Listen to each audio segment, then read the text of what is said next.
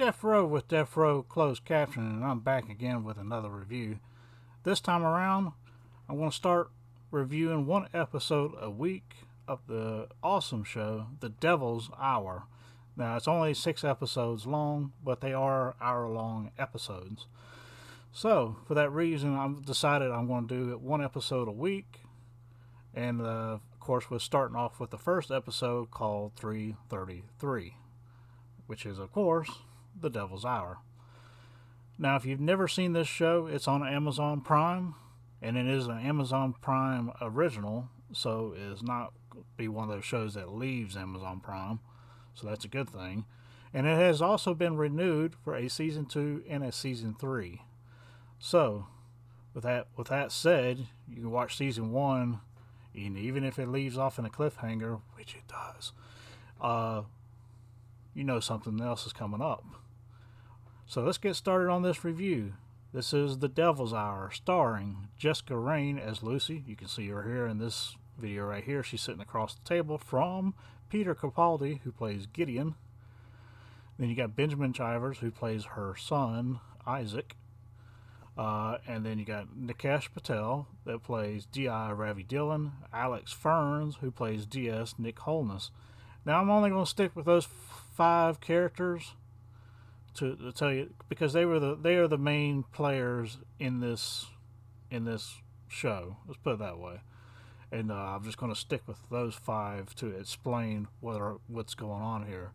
And as you can see, this first episode starts off with like a little bit of a flash forward to when she finally is able, after all the events of the entire season, they do meet at the very end across the table in the police department. Let's put it that way.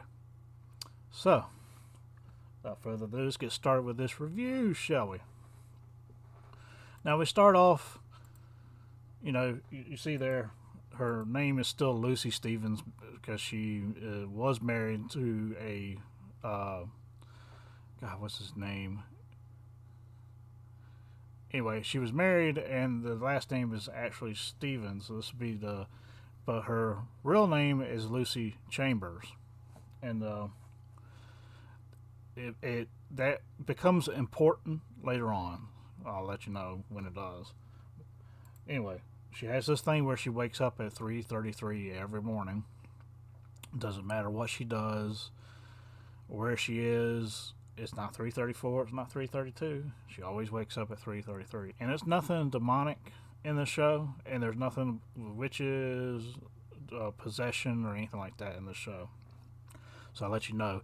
Even though it's called The Devil's Hour, it's just mainly talking about the time, 3:33. It's not talking about anything else in relation to witches, demons, and all that other stuff, possession.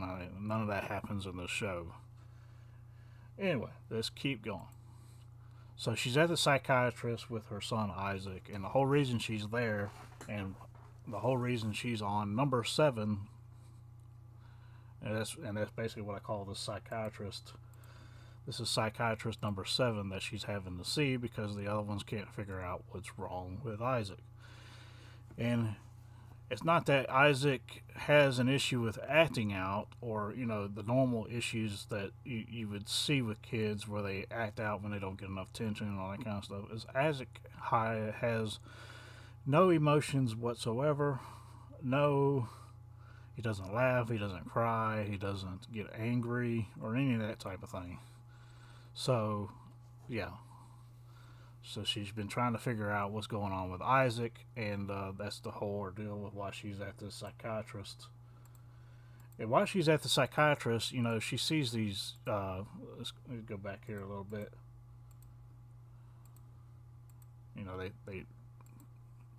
She sees these flyers on the desk, right? And the flyers kind of go in and out, like they snap back and forth from one type of flower to another, or a different color or something like that.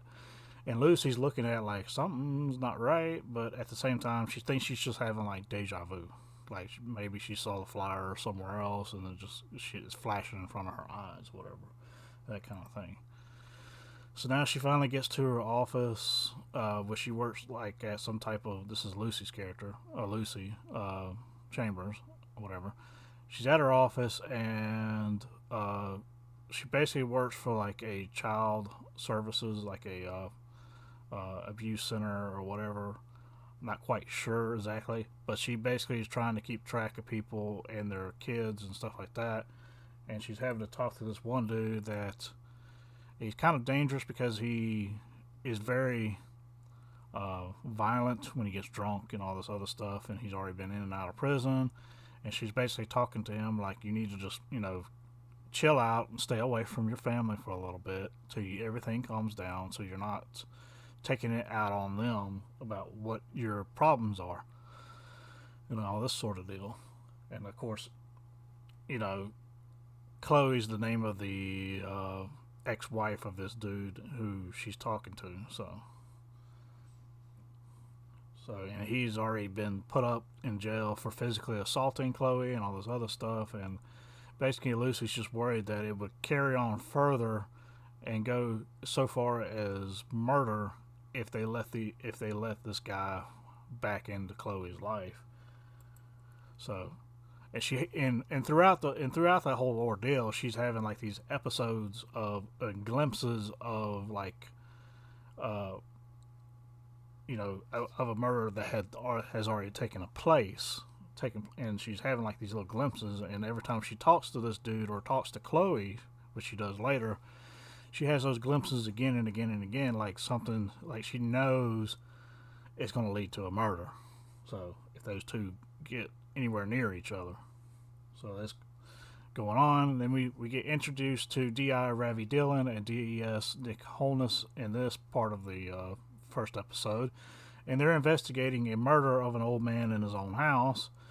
And they're trying to figure out exactly what the motivation is, because he apparently was like a good upstanding citizen and all this other nonsense, and there was like nobody can think of any reason why somebody would just want to basically just go into his house and murder him, and he's like some well-known musician as well, so they just find it odd. And so they go in and look at the body and everything, and they try to break down the events.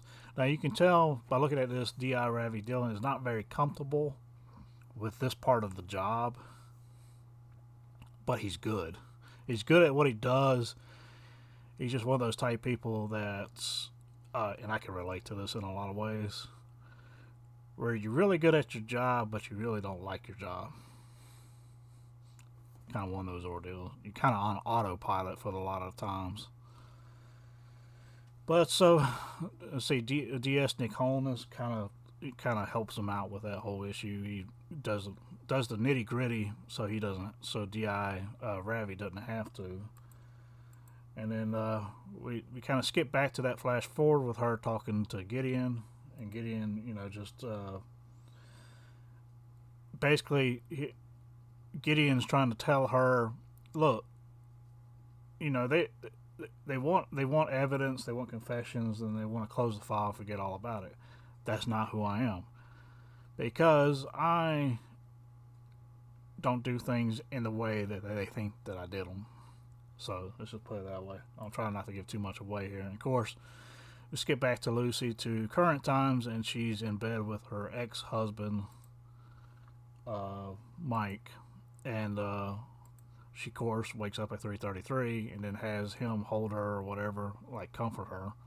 So even though they're not married anymore, and they're divorced, separated the whole 9 yards, and she still has his last name, she tells him right here in bed like she's ready to change her name back to Chambers or whatever, and he's like whatever, okay, and basically put an ultimatum like, do you want to be part of your son's life or not? Because he's not a bad person. They just fell out, So yeah, now the next day she takes, Isaac to school, whatever. See if I can get a good view of that. And right after she takes Isaac to school. Also, shout out to anybody if you can figure out what kind of clock that is, because that clock looks pretty awesome, I have to admit. If you have a link to where one's for sale, let me know. Anyway, all right. So she takes Isaac to school, drops him off, then visits her mom in the nursing home because she's got a Alzheimer's, is what I'm guessing. And she kind of just stares off, and she sees things and all this other kind of stuff, but you kind of realize why she's the way she is later on. And then we go back to D.I. Ravi. He's talking to the old man next door to the guy that was killed. And the old man's telling him, like, look, there was this red van, this old red Nissan van that was parked out here for a while. And it dawns on D.I. Ravi because that van is very, I wouldn't say rare, but it's not something that you see every day. It's a very old van, and what it was called a Nissan Vanette. And he realizes, wait a minute, I've seen that red van before. And he has that look on his face like he's connecting the dots with another case. And so, yeah. Anyway, we go back to Isaac, and Isaac, for some reason, like right on the schoolyard, one of the kids like pushes him or something like that. And Isaac, he doesn't have any emotions of any sort, so he just kind of like whatever brushes it off, and he goes ahead and comes back inside to the school and pees on the kid's book bag, and then turns around and looks like he's washing his hands at a sink and everything else. And you understand this point in the show as well later on, because they kind of explain what Isaac is actually seeing and why Isaac is the way he is. So let's continue. And of course, Lucy has to talk to the teacher about this whole peeing on the book bag and the bullying and that kind of stuff. And so it is what it is. What can you do? So we cut to the grandmother, which is Lucy's mother, or Isaac's grandmother, and she's getting a key out of his shoe to unlock this gun cabinet to get this gun out, and then you see she's fixing to pull the trigger, and then bam, Lucy wakes up at 3:33, and Isaac's just standing there.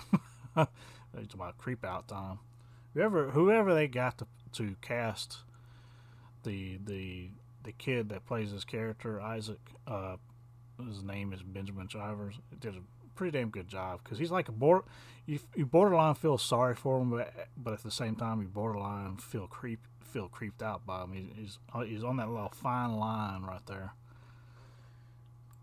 So then she goes downstairs, or takes him back to bed or whatever, and asks him what's going on. And he's like, I'm seeing people in this house that shouldn't be in this house or whatever. And she's like, I don't know what you're talking about. You sure it's not like imaginary friends and that kind of thing?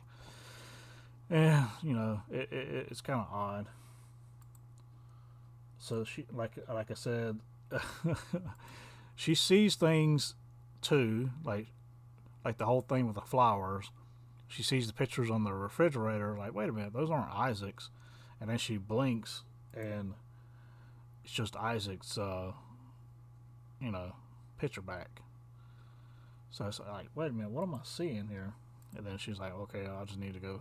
And then Isaac finally tells her, it's like, yeah, I'm seeing people in this house that aren't here, and they're doing things, and all this kind of stuff. And she's like, just go to sleep.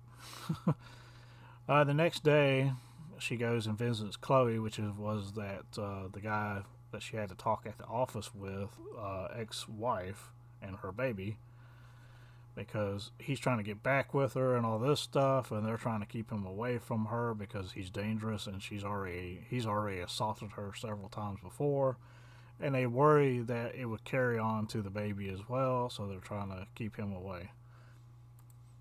So there's all that whole thing there. Yeah. Alright, now back to D.I.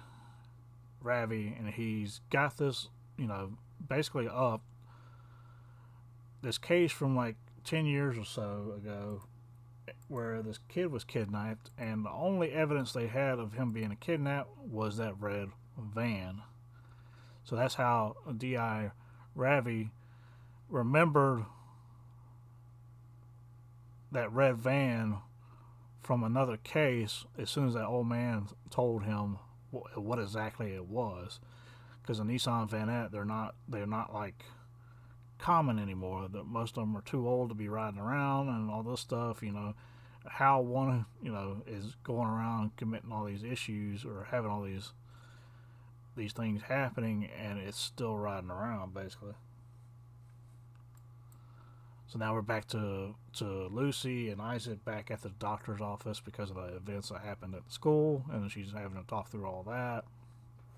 And the psychiatrist kind of alludes to the fact that she knows something's up with Lucy as well. Like, there's not everything's right with her as well. And Lucy's like, no, I'm here for Isaac and Isaac alone. I don't need to take care of him. I know what's going on. I can control myself. And the psychiatrist like, self-care doesn't mean selfish.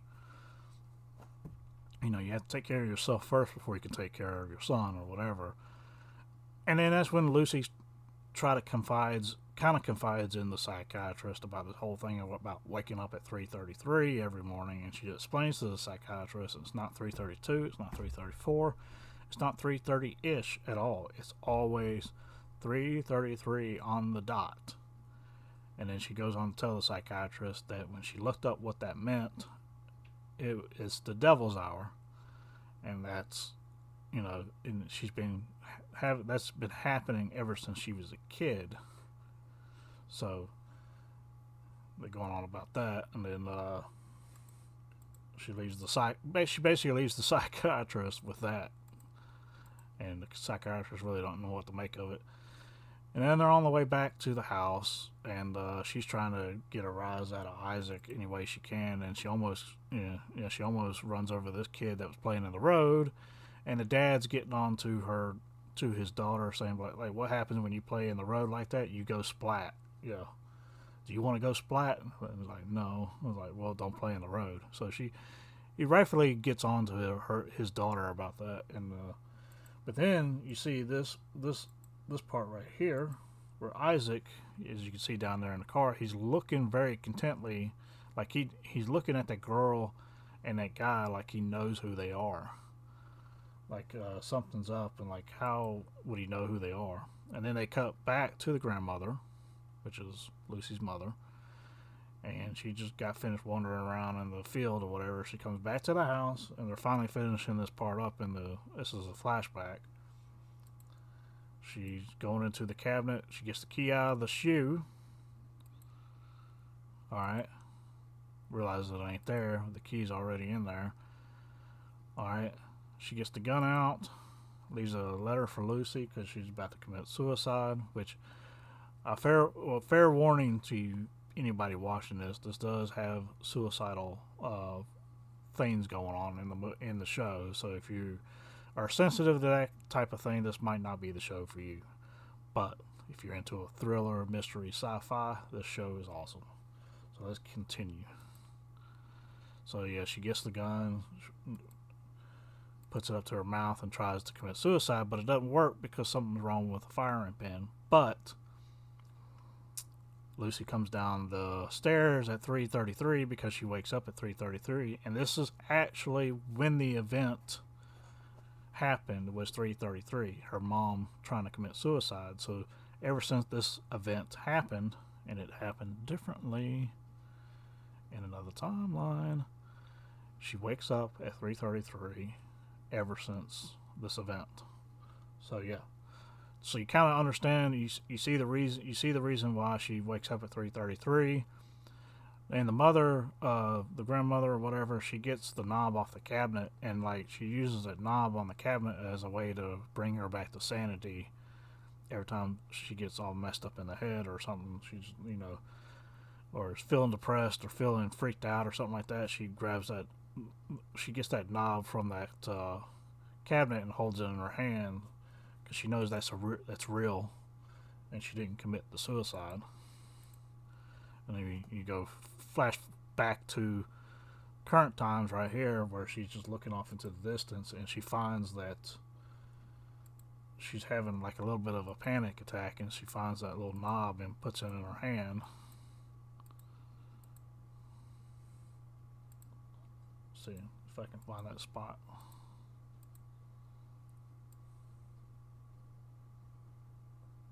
Anyway, she finds the knob in the drawer and gives it to her so she can hold it in her hand, and they hug or whatever. Anyway, so they find the van on this beaten path off the road that they saw. They basically just follow the lead from that camera from that investigation 10 years ago, and they find the van. And in the van, they find a set of keys to a lodge, and they said, we got to follow this up. So they do. And so, but before we get to that part, here we go, Lucy again.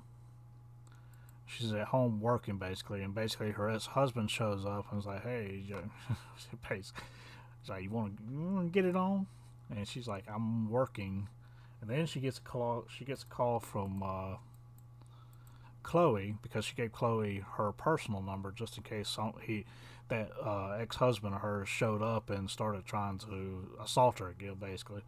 So gave Chloe, which is probably not. So her place of work probably does not recommend that you give out your personal number to people that they are trying to help with these type of things. Anyway, she calls Lucy, and she's telling Lucy, like, "I'm just being dumb. I just need to let him in," or whatever, and all this stuff. And Lucy's like, no, don't let him in. Don't let him in.